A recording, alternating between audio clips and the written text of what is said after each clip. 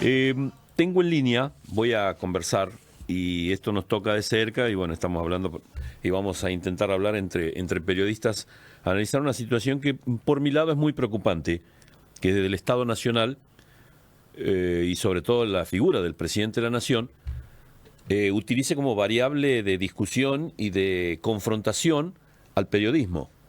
Y no solo eso, sino que tome medidas administrativas para evitar de que el periodismo tenga acceso a determinada información que después es volcada en determinadas situaciones hacia ustedes, los que están del otro lado de la radio, los que leen un diario, los que se sientan al frente de un televisor o están en Internet. Paula Moreno es de FOPEA y hay estos límites que nosotros lo vemos como preocupante, después repercuten obviamente en la sociedad. Paula, ¿cómo estás? Buenas tardes. ¿Cómo estás, Roberto? Un gusto, buenas tardes. Bueno, gracias por atendernos. ¿A ustedes también les preocupa como FOPEA? Sí, claro. Nos preocupa porque, sentimos que hay un contexto muy hostil para el trabajo periodístico, pero en general, ¿no? Ya lo estamos viviendo hace un buen tiempo. Pero la verdad es que este paso, el último paso, el que se dio a conocer en estos días con la reglamentación de la Ley de Acceso a la Información Pública en un sentido tan restrictivo, bueno, marca una avanzada importante, porque la primera gran cuestión, y acá vos decías vamos a hablar entre periodistas, y es verdad, pero no vamos a hablar de temas de periodistas, o por lo menos si vamos a hablar de esto, es un tema que en verdad tiene que ver con la ciudadanía. Uh-huh.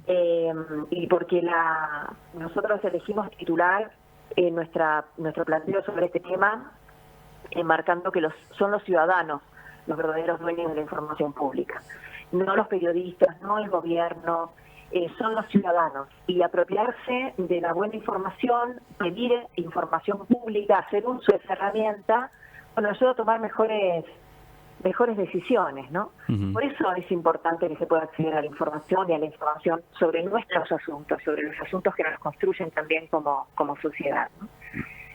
Claro. Evidentemente que todo ya venía un anuncio del mismo presidente.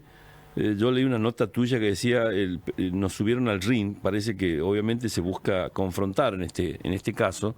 Yo lo vi como complicado desde el punto de vista de que dice el mismo presidente.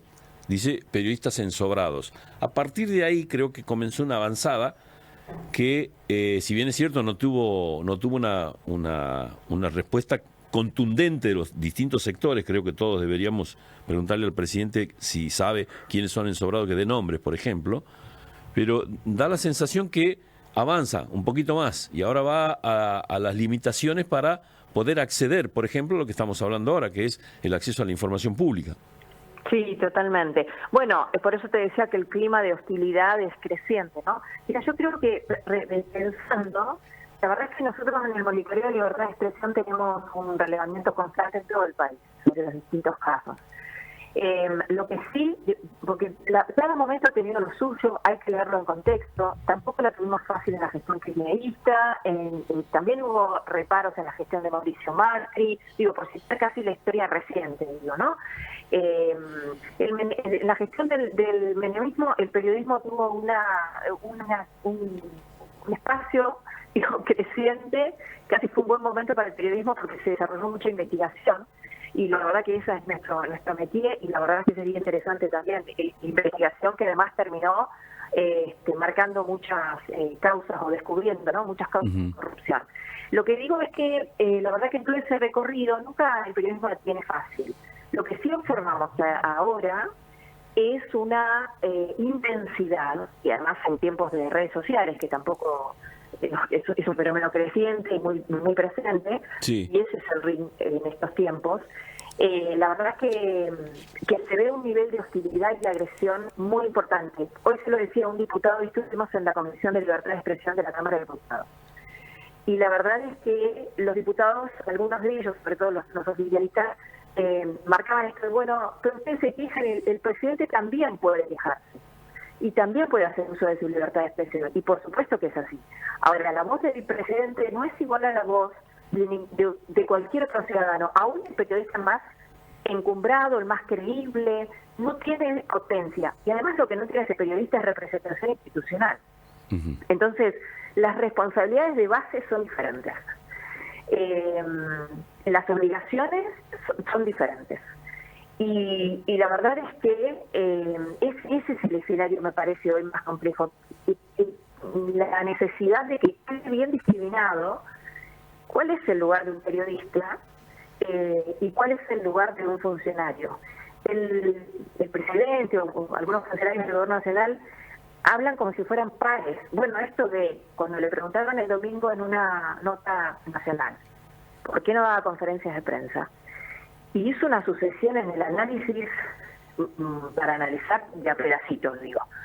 Voy a dar conferencias de prensa cuando los periodistas sean declarados personas públicas, personas políticamente expuestas, para que se sometan al escarnio. A ver, las conferencias de prensa, un funcionario les tiene que dar cuenta. Es una obligación, claro. Sí. Claro, sí. Los periodistas no somos personas políticamente expuestas, porque no somos personas políticas. Nosotros no tenemos funciones de responsabilidad pública, aunque trabajemos en un servicio público o ejerzamos un servicio público, pero nosotros no tenemos juegos, nosotros estamos expuestos a cualquier medida legal, respondemos por nuestros errores, estamos sometidos a la justicia, digo, de base tenemos lugares de acción muy diferentes. Y finalmente ese concepto de voy a hacer todo esto, fijo condiciones, pongo esta condición y además digo para que sean sometidos al escarnio. O sea, todo eso lo haría solo para tirarlos a la jauría, digamos, de claro. esa manera. Es para un análisis de otro tipo, digo, ¿no? La verdad es que es muy complejo. Obviamente en esas expresiones, hasta lo digo yo, es para un análisis de diván, prácticamente, ¿no? Pero en este caso, estoy hablando con Paula Moreno, es presidente de FOPEA. En este ir y sentarse a conversar, como acabas de comentármelo vos, que un diputado te conteste eso, es porque esa línea baja de presidencia. Sí, claro. Porque eso hago alusión a lo que vos decías recién, lo dispar que puede llegar a ser que Milei se confronte conmigo, por ejemplo, ¿no? Que a lo mejor no va a pasar, o creo que no va a pasar. Vamos a suponer. Lo dispar es eso, precisamente, que él es presidente y yo soy periodista, más allá de que estoy expuesto públicamente, un nombre y apellido, saben dónde trabajo y todo lo demás, a qué hora salgo y todo. Pero esa disparidad es la que realmente preocupa. Porque parece que no le está entendiendo dónde está. No, la relación es absolutamente asimétrica. No hay análisis comparable, no es posible. Por otra parte, el presidente de la Nación se llegó con estas reglas a ese lugar. Él se propuso para ese lugar, nadie lo obligó a postularse y el pueblo lo honró con ese lugar. Y en esa línea, digo, hay que responder a quienes lo votaron y a quienes no lo votaron, digo, y cualquier presidente, ¿no? Sí, por sin eso duda. tendría que ser contenedor, digamos, el ejercicio, la práctica, tendría que ser contenedor, el discurso tendría que ser contenedor, porque la verdad es que hay la sensación que uno percibe es de grito, ¿no? De grito constante, de enojo, de reproche todo el tiempo, de revancha. La verdad es que no sé cuán sostenible puede ser esto en el tiempo. Realmente. Sí, la verdad es preocupante porque en vez de utilizar la palabra que se exponga a una evaluación, que sería de todos los que nos escuchan, nos leen, nos ven o lo que sea, no, de escarnio público. ¿Por qué tiene que haber un escarnio público? Es una locura realmente. Es como desear el mal, claro, punto, ¿no? Sí. Y ese es un discurso muy complejo, insisto, para cualquier funcionario público, que uno espera que la gestión pública nos abrace, ¿no? Nos contenga, nos interprete y nos dé respuestas. No nos expulse, si no vamos a llegar a un momento en que esto es darwinista, es la supervivencia del más apto, ¿no? Exacto. Y ahí sí estamos realmente complejos, porque bueno, más aptos si tenemos oportunidades para sobrevivir. Sí. Sí, porque diría, bueno, la última alternativa que tiene, porque todos somos el último eslabón de un Estado, y a lo mejor tenemos como resguardo la justicia. Pero si desde de presidencia se baja una línea, también esa línea la toma la justicia. Bueno, los poderes son independientes, Bueno, son independientes en la teoría. En la teoría, sí. Los poderes obviamente. Están desarrollados por hombres y mujeres. Sí. Y cada uno hará su análisis sobre cómo se cumplen en esos lugares. Pero digo, no, más allá del lugar que ocupe los legisladores, yo sí tengo la sensación en general, más allá de que sean hombres o mujeres pertenecientes a cualquiera de los tres poderes, o inclusive en términos sociales, que hay como una sensación de mucho agobio. Y además debo decir que también estos temas de acceso a la información pública, por ejemplo, ¿no? Esto que para nosotros es realmente una situación que afecta a los cimientos de la institucionalidad, porque es un ataque a una herramienta que es clave. Digo, para que la gente lo entienda, y esto de que no es una discusión de periodistas, los casos, la ley está vigente en el año 2016. Sí. En parte se aprobó por la atracción que hicieron muchas organizaciones de la sociedad. Después de mucho tiempo que se buscaba precisamente. Totalmente, sí. desde la época de Marta Ollanarte, que ella fue un poco la propulsora en su momento de esta definición, y después de allí en adelante se trabajó mucho, hubo idas y vueltas, y el empuje también que le dieron al tema de las asociaciones civiles como Poder Ciudadano, como FOPE, entre otras, logró que finalmente se sancione en el 2016. Ha sido esta herramienta eje de las principales investigaciones sobre hechos de corrupción de los últimos tiempos. La información que se logró validar a través de este acceso a la información pública constituyó la base, en muchos casos, o el sustento más efectivo para muchas causas judiciales de los últimos tiempos en términos de corrupción.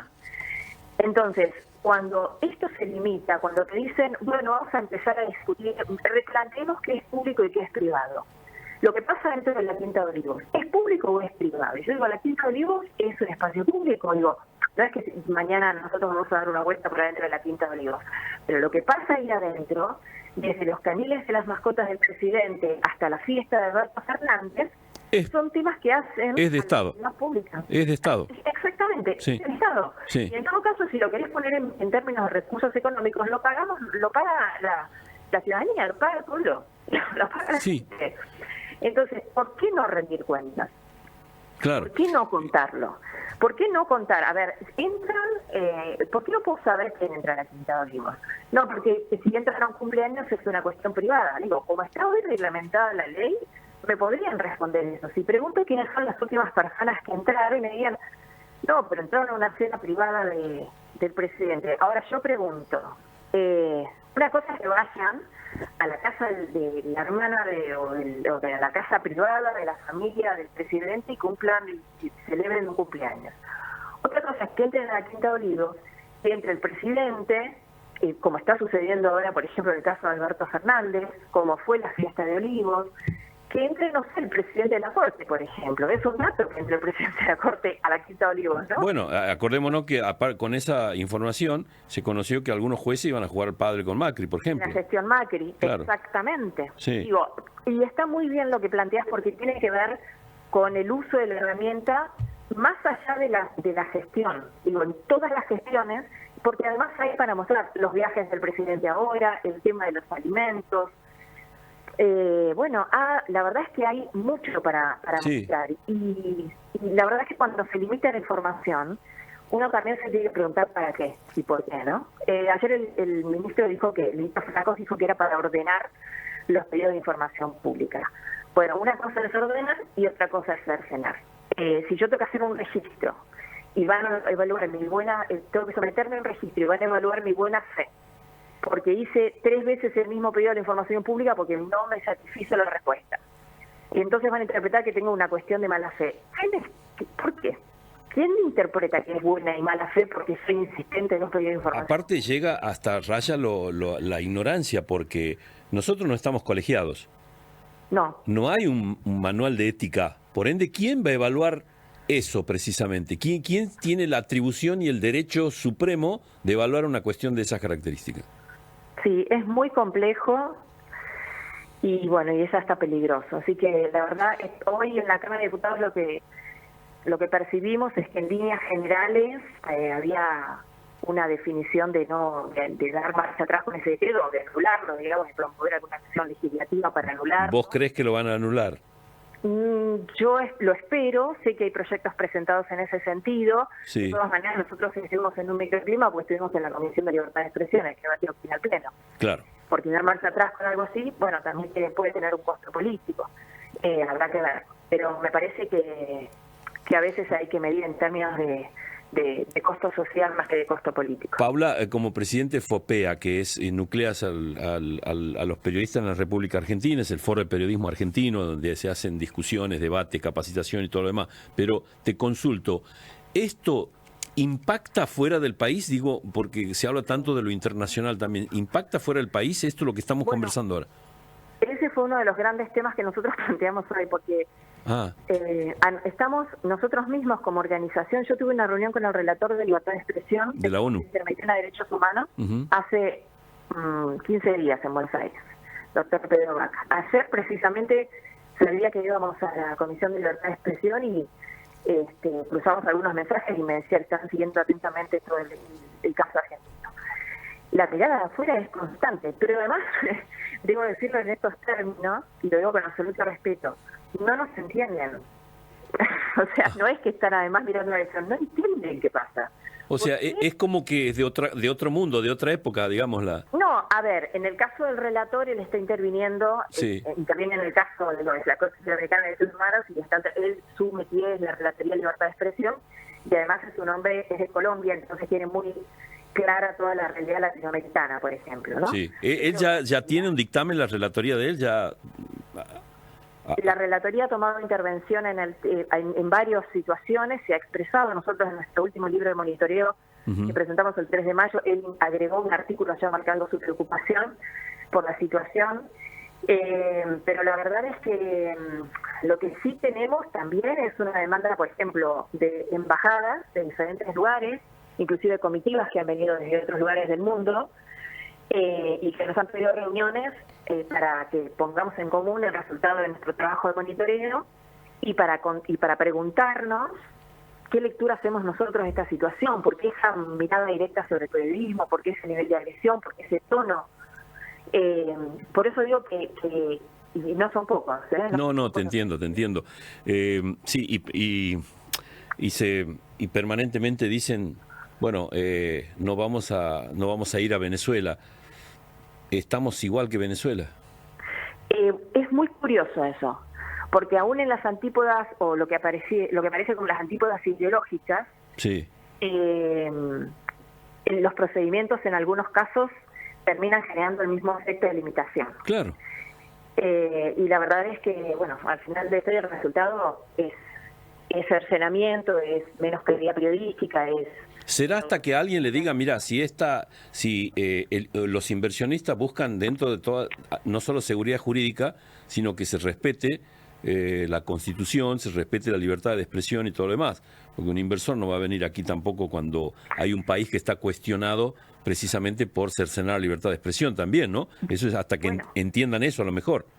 Es que el concepto de sostenibilidad de un país incluye estas variables. Porque esto es calidad democrática. Claro. O es afectación a la calidad democrática. Entonces, los países sostenibles básicamente incluyen esto, ¿no?